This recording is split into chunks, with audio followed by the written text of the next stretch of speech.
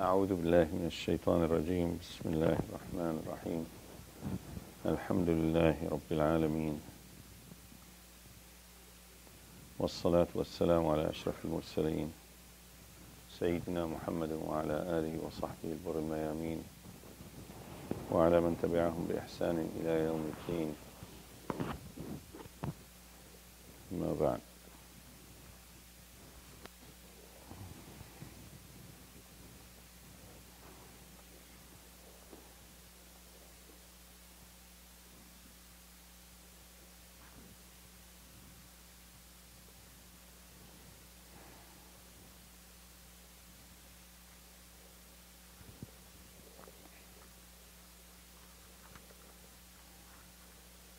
Inshallah, we'll do a few verses from Surah 18, Surah Al-Kahf.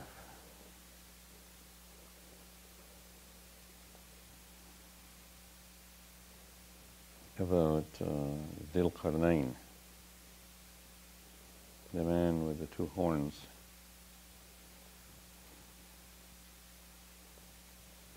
They say he was Alexander the Great, a Macedonian. And that could be, that could very well be the one. Of course, Hollywood has portrayed him as a gay guy. No surprise there.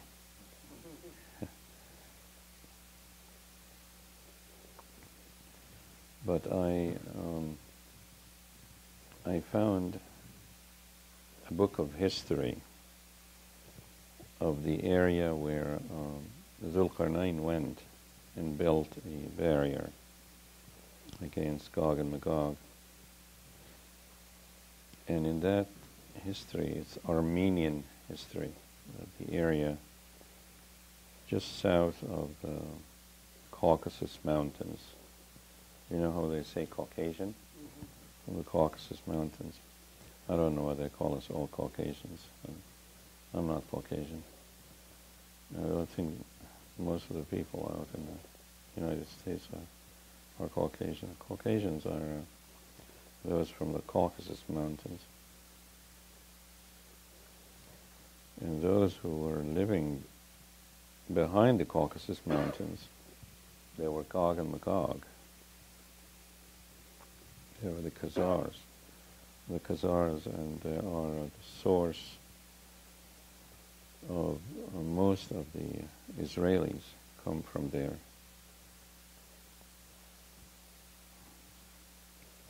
They are, in the Qur'an, they're identified as Gog and Magog.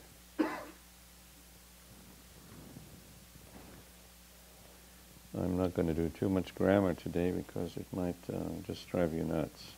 So just do tafsir, explanation, a little grammar.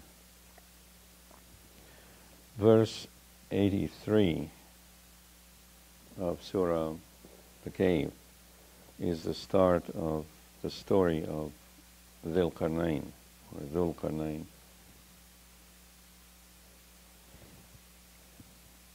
His name is Dhul-Qarnain in the Qur'an. But when you put him in the genitive, when you put the preposition in front of him, like an Dhul-Qarnain, then you have to put it, you have to make it the. His name is Dhu. وَيَسْأَلُونَكَ عَنْ Dhul-Qarnain, and they ask you about the man with the two horns. Alexander the Macedonian, he wore something that resembled two horns. قُلْ سَأَتْلُو عَلَيْكُمْ مِنْهُ ذِكْرًا. Say, I shall recite for you a lesson about him. Dhikr means teaching or lesson. Well, one of the meanings of dhikr is to remember, and almost on the same page here, we have dhikr, meaning to mention.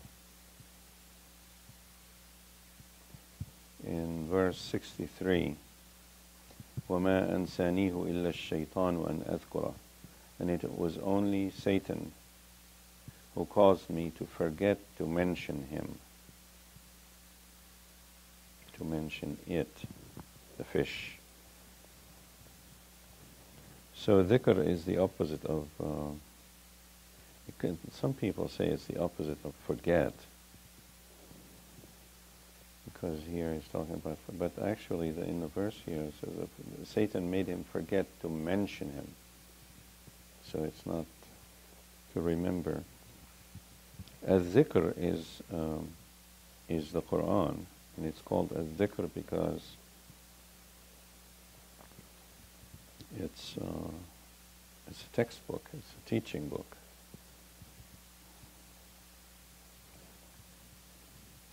So they asked the Prophet, rabbis in Medina asked the Prophet sallallahu alaihi wasallam about the great traveler. That's what he is known by in history, because he made campaigns to the ends of the earth and established a kingdom that stretched all over the earth. You might say he ran, or he was the leader of a superpower of those days. And the verses about Dhul-Qarnain explain to us what a good superpower would do, and also tell us, in a way, since Surah Al-Kahf is about the end times, the end of days, that when the days will end, there will be a king like Dhul-Qarnain who would rule the earth with justice. So they ask you about Dhul-Qarnain, say, I shall recite to you, or shall read to you a mention of him. That's what one of the meanings of dhikr is, a mention. But more likely here it's a lesson.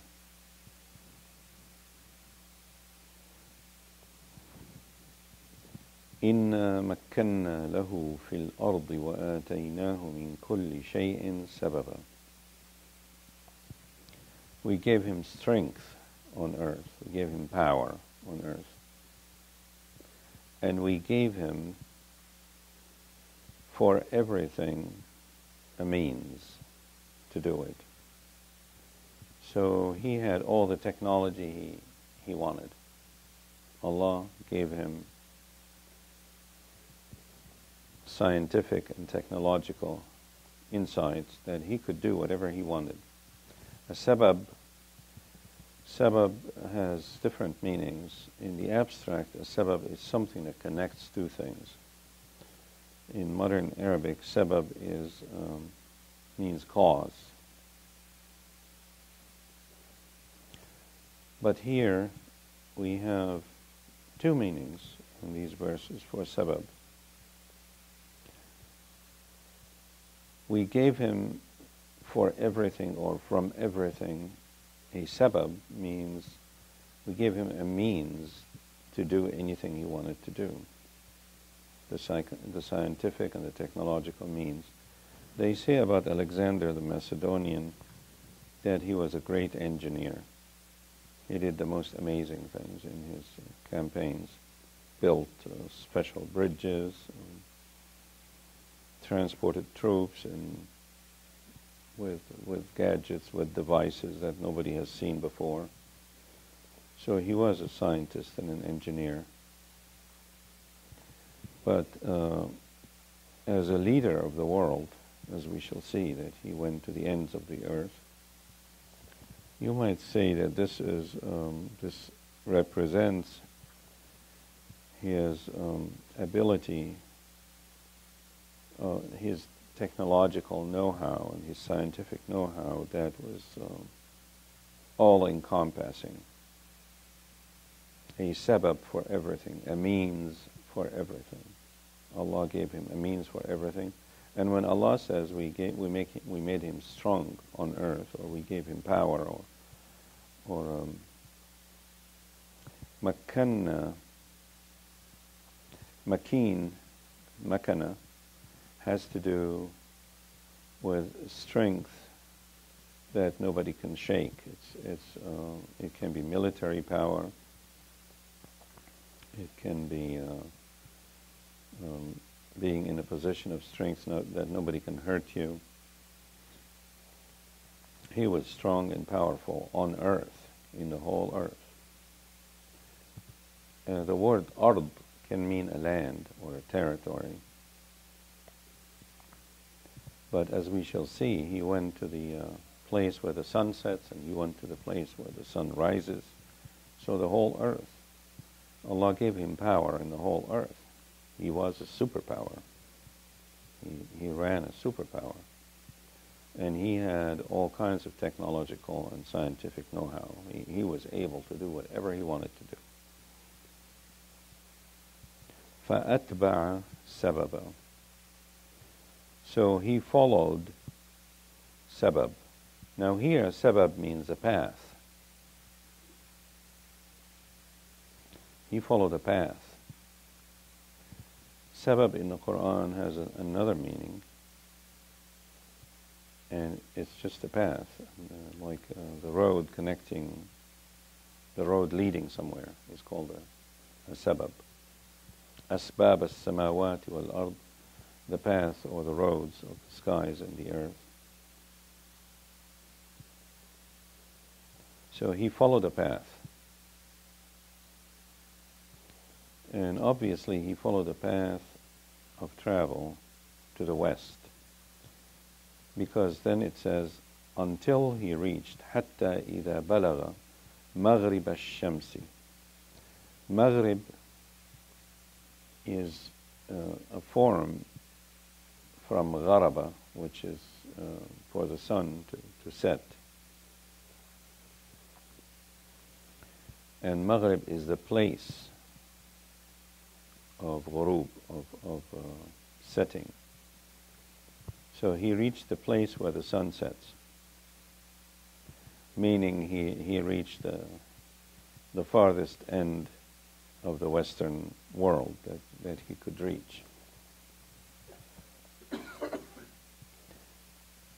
Until he had reached the place where the sun sets, وَجَدَهَا تَغْرُبُ. He found her setting فِي عَيْنٍ حَمِئَةٍ, in a muddy eye, in a muddy spring, or in muddy water.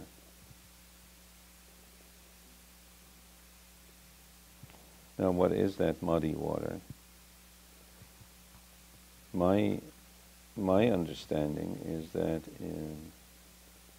if it was Alexander the Great, the Macedonian, then he must have reached the Atlantic Ocean. Some people think this is the Black Sea, that he reached the Black Sea, but he wouldn't have to travel much to reach the Black Sea, and he wouldn't go west, because Macedonia is west of the Black Sea. So it's more likely that it would be the Atlantic Ocean. And so if you imagine Europe, at the far end to the west, there's France and Spain and Portugal. So you would think if he went straight to the west, he would have reached the Atlantic Ocean, where France, the French coast. And he found there a people. وَوَجَدَ عِنْدَهَا قَوْمًا. He found near that muddy water a people. قُلْنَا يَا ذَا الْقَرْنَيْنِ إِمَّا أَن تُعَذِّبَ وَإِمَّا أَن تَتَّخِذَ فِيهِمْ حُسْنًا. We said, O Dhul-Qarnain. And now here it is not Dhul-Qarnain, it is Dhul-Qarnain. So it's in the accusative, because we're calling upon him. Ya Dha. So it's like putting a fatha on it. Ya Dhul-Qarnain. O man with the two horns. Either you punish, or you find a way to treat them with kindness or with excellence.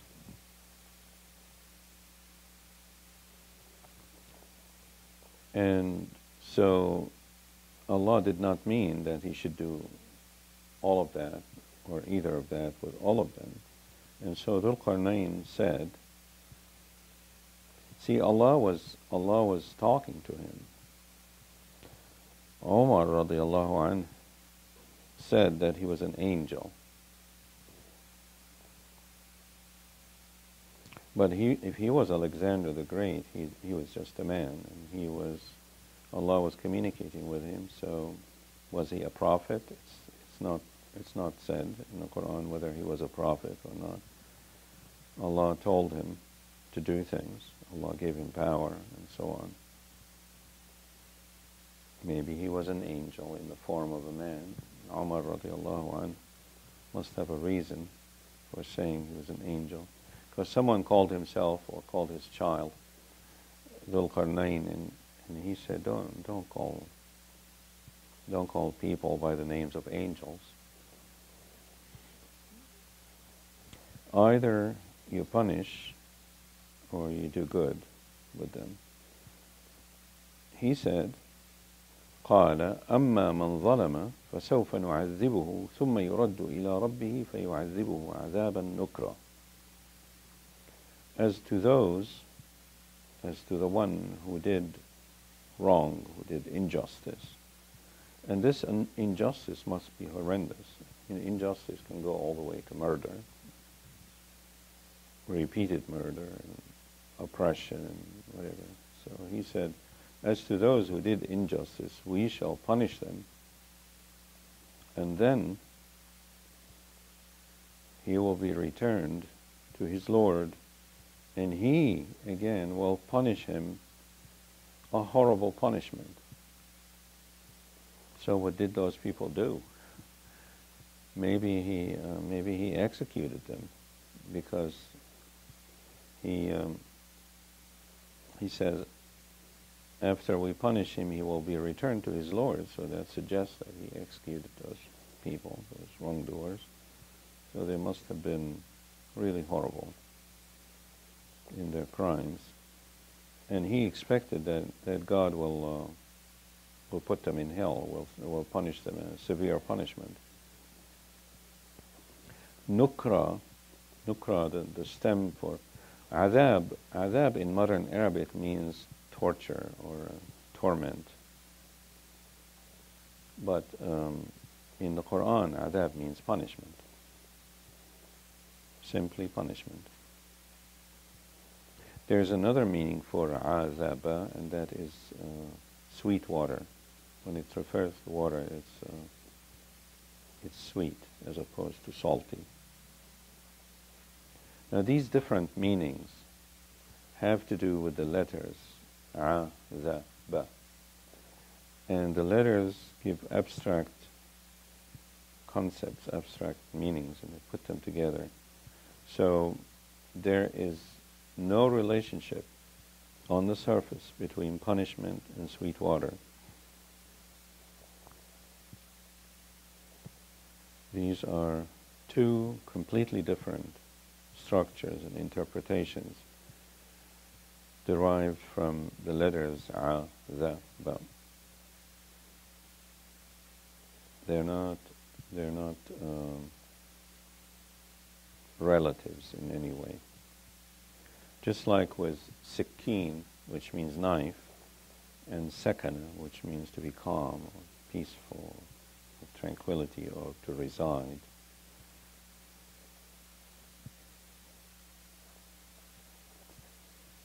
I keep focusing on these things because the Imam Muhammad, W.D. Muhammad, rahimahullah, he had a Palestinian Arabic teacher, and he had other teachers, and he worked really hard to understand Arabic, but he also taught his students that the study of Arabic must continue, and a better understanding of Arabic must be achieved, and that the Qur'an is a living document, and we need to keep re-examining the verses and connecting them to what is happening in our life or to the questions of the hour, the questions of the day. And the fact that words in some word roots in the Qur'an have multiple meanings is part of the nature of the Arabic language and every language. In many languages we have one word that has multiple meanings. Like state in English. To state is to say. The state is the status or the situation. The state is the government. So we have lots of meanings for the word state, having nothing to do with each other. And some of them are related. The same with court. We have the court, the tennis court. We have the court, the word court meaning the judge, or the place where the judge sits. And to court is to try, to propose in marriage or to approach someone. So there are many meanings of court. And English comes from French. A lot of English comes from French. And that is probably where the word court comes from. And so lots of meanings depending on what the original French word was and what meanings are in French. And French in turn comes from Latin. And if you go back to the original words, you will find that sometimes they're different, but in English they sound the same. But in Arabic, they are the same. And they still have different meanings. So the different meanings have to do with the nature of the sounds and how those sounds of the letters symbolize different things to us. I'm not saying language is symbolic. The letters are symbols for abstract concepts, and when the letters come together, they deliver a meaning, and that meaning can be interpreted to mean something or something related. But sometimes we look at the structure of that symbolism of those letters together, and we see it differently, so we get a completely different meaning. Like the difference between sweet water and punishment. There is no relationship. They're just two different views of the basic symbolism that is in the letters. So when we are interpreting a verse in the Qur'an, we cannot say it is either sweet water or punishment. It has to be one of the two. It can't be both.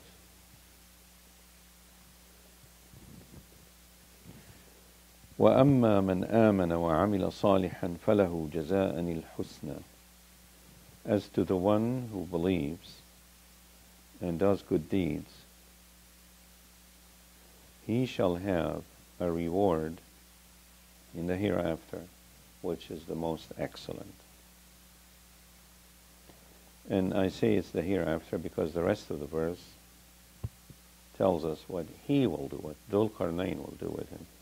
وَسَنَقُولُ لَهُ مِنْ أَمْرِنَا يُسْرًا. As for us, we will say to him something in our commands, in our affairs, that is easy. So we will make life easy for him. So what does this superpower do?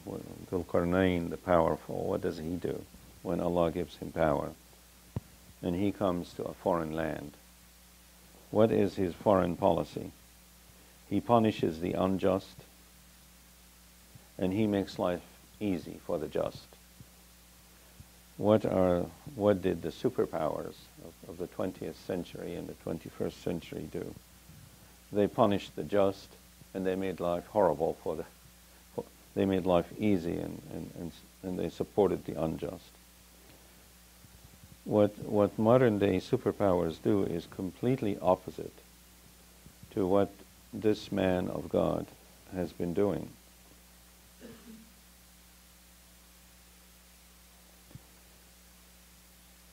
You punish the unjust. You don't make deals with them and support them and use them to exploit people and to rule people with an iron fist. And when you see people who are doing good, you support them. You don't make life hard for them with a horrible banking system or a horrible international system or whatever. The role of government is to support the just and to punish and restrain the unjust. So this is what Allah is telling us, what a superpower should do. And Allah is also showing us that the current superpowers have everything upside down, and that they will be replaced by a power. Since this surah tells us about the end of days, these verses tell us that there will be just world government, not in any way related or similar to the new world order that is doling out injustice left and right.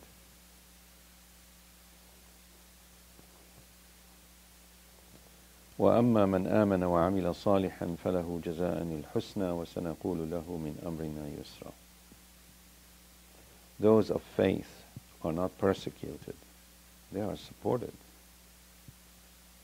We talk to them, we give them ease in our commands, in our laws. We say to him of our orders, of our commands, of our laws, ease. We facilitate religious life. We facilitate the life of a faithful religious person who does righteousness.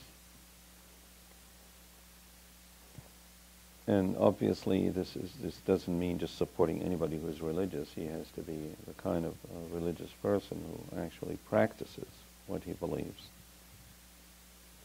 And the role of government is to make their life easy and to facilitate their practice of faith and their practice of righteousness. Then he followed a path. ثُمَّ أَتْبَعَ سَبَبًا. Then he followed another path.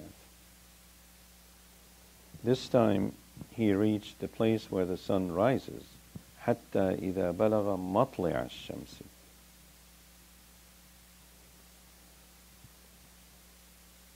وَجَدَهَا تَطْلُعُ عَلَى قَوْمٍ لَمْ نَجْعَلْ لَهُمْ مِنْ دُونِهَا سِتْرًا.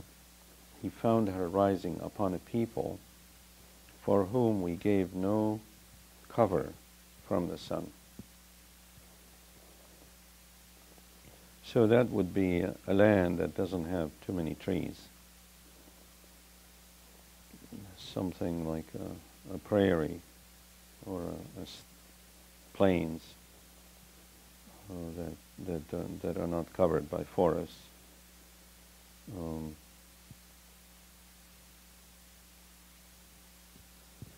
What is in the Far East that is like that? China, Mongolia. Alexander must have reached one of those places. Maybe India.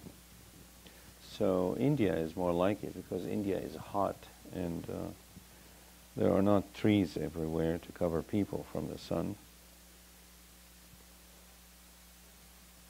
So what did he do with them? Nothing. He left them alone. Verse 91 says, So, and we knew what he had with him very well. We had very good information. We were encompassing what he was doing or what he had in his intentions or in his ability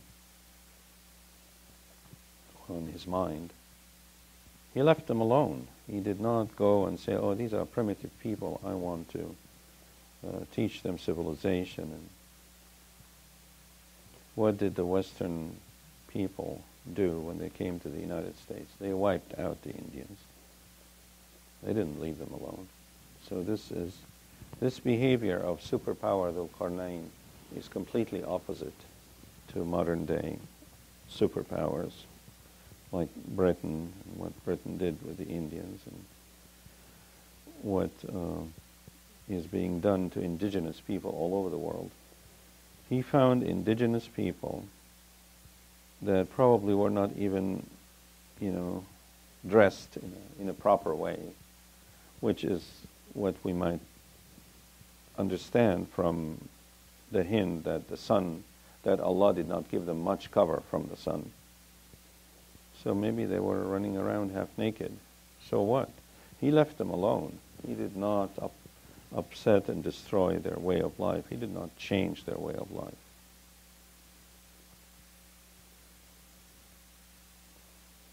The only thing Allah tells us about him is, so, كَذَلِكَ.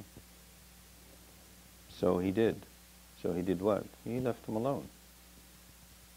The Qur'an is very compact and brief. By saying nothing, Allah tells us that he did nothing. Then he followed a path, still another path. So he went west first, and then he went east, and then where did he go?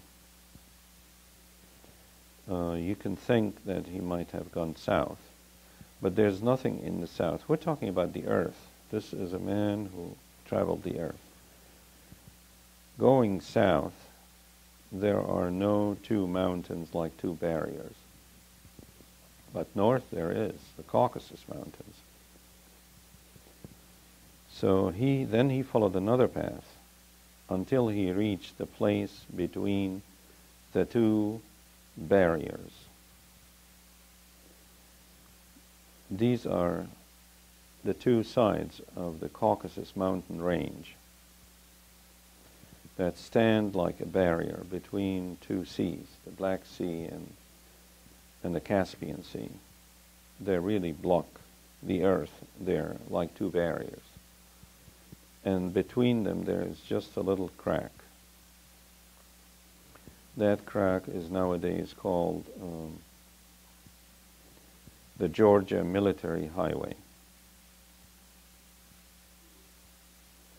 It's a small, narrow mountain pass. It's the only way, or used to be the only way, between north and south. He found in front of these two barrier mountains, or mountain parts of the two sides of the mountain range, he found in front of them people. وَجَدَ مِن دُونِهِمَا قَوْمًا لَا يَكَادُونَ يَفْقَهُونَ قَوْلًا.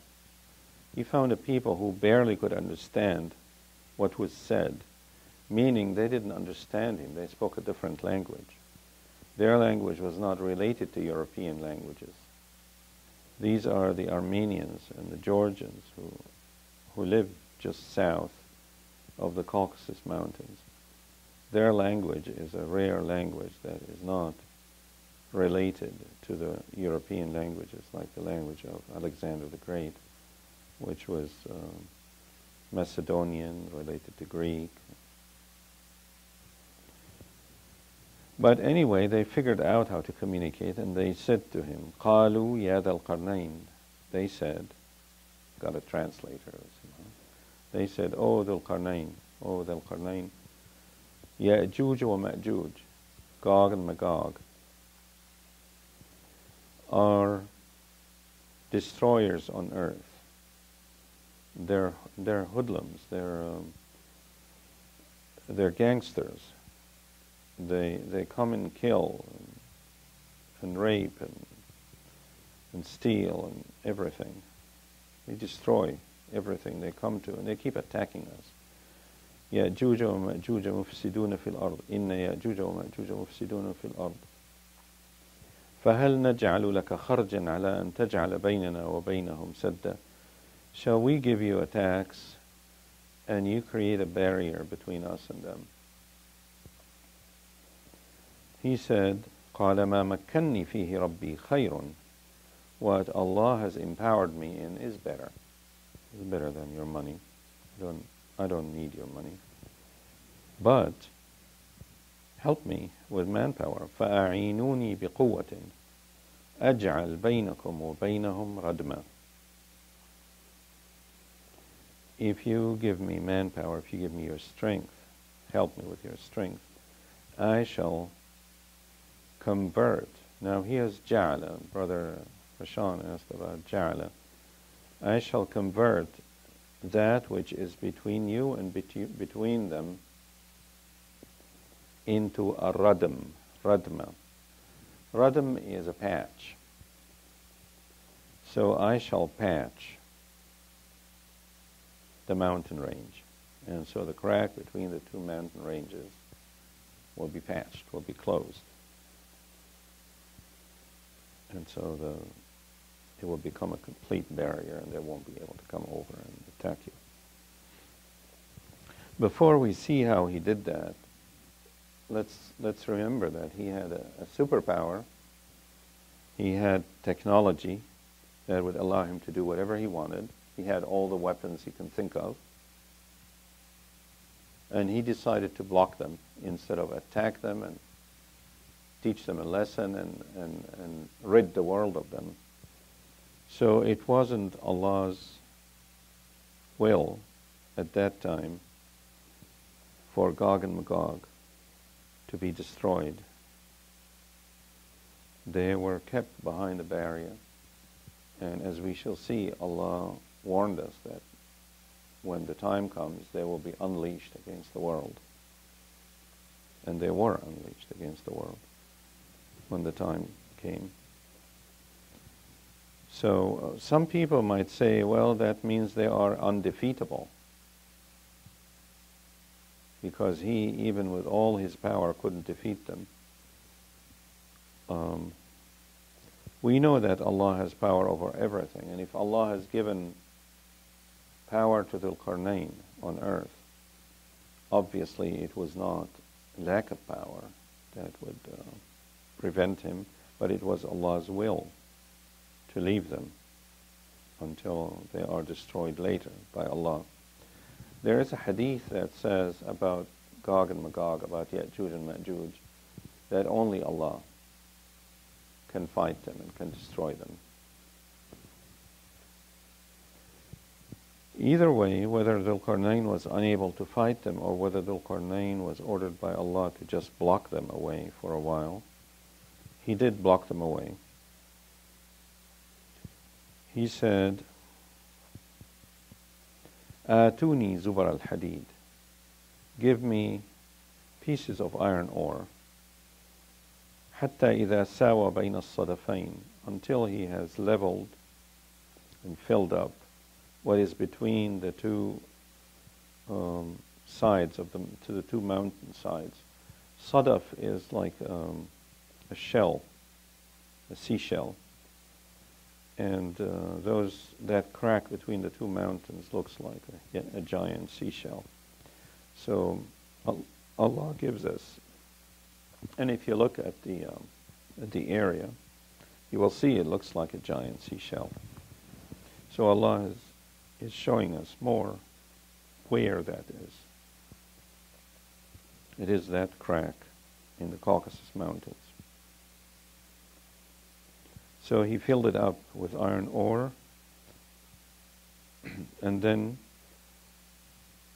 حتى إذا سوى بين الصدفين قال انفخوا, blow. حتى إذا جعله نارا, until he turned it all into fire. See, جعل here means turned. جعله نارا.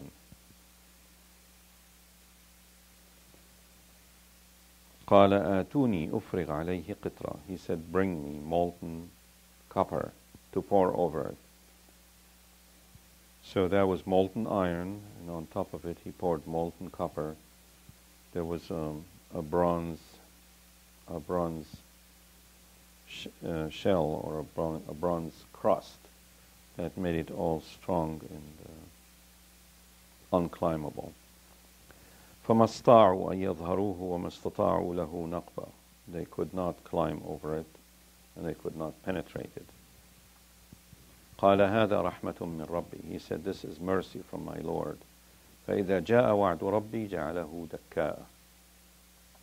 But when the promise of my Lord comes, he shall turn it into a hilly area. وَكَانَ وَعْدُ رَبِّي حَقًّا. And the promise of my Lord is bound to become true. What happened in the middle of the 6th century is that the Caspian Sea receded and exposed a hilly area on the eastern side of the Caucasus Mountains. They were no longer a barrier. Anybody could walk over there. And in fact, Gog and Magog started attacking Persia from there. They marched down south, and they were opened. They were opened. Why? Because the promise of Allah had come, and the promise of Allah is Islam. That is mentioned in the Old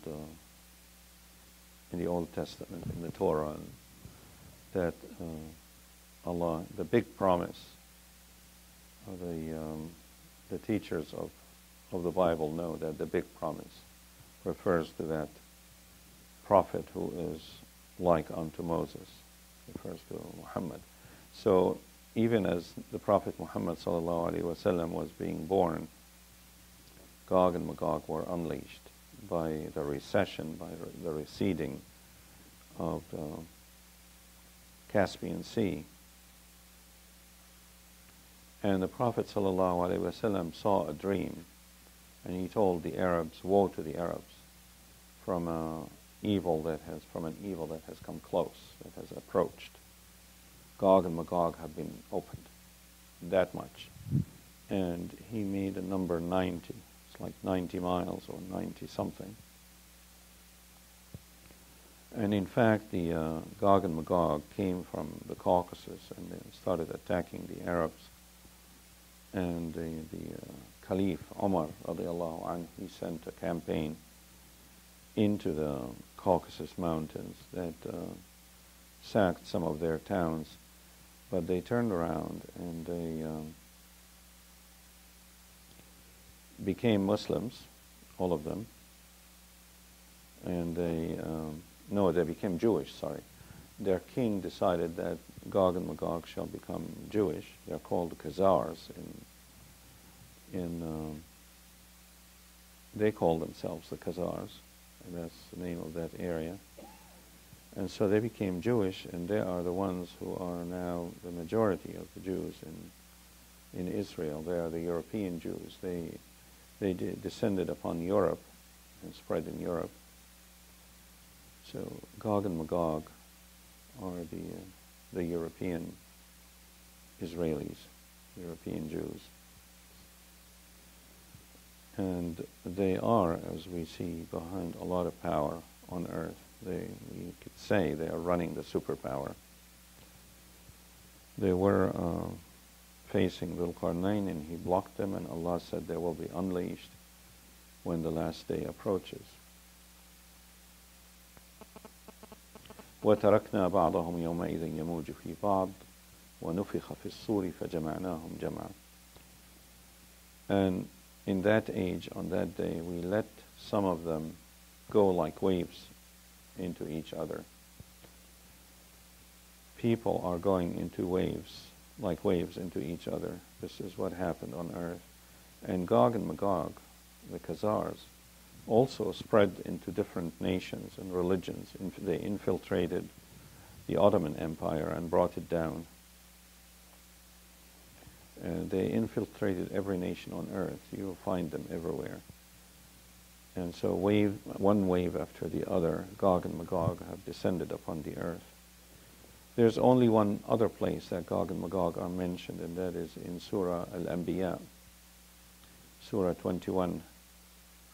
And there they are described as coming down every hill, rushing down every hill, or every high place. And indeed, we see them in this age in positions of power everywhere.